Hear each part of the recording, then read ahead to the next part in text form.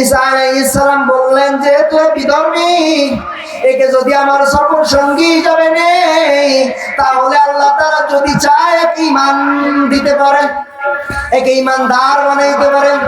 এই নিয়ত করে ঈসা আলাইহিস সালাম বললেন ঠিক আছে, সমস্যা নাই, তুমি চলো আমার সঙ্গে।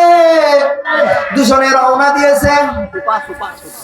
এক পর্যায়ে যাইতে যাইতে এক জায়গার মধ্যে গিয়া খিদা লেগেছে।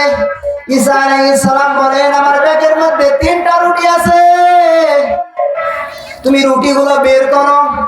ওই মুসাফির সঙ্গী রুটিটা বের করলেন।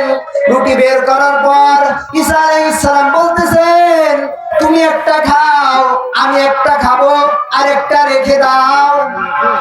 দুইজনে 2টা রুটি খাওয়ার পর আরেকটা রুটি ঈসা আলাইহিস সালাম বললেন ব্যাগের মধ্যে রেখে দাও। ঈসা আলাইহিস সালাম বলতেছেন তুমি এই জায়গায় থাকো, আমি সামনে ওই ঝর্ণা থেকে পানি খেয়ে আসি।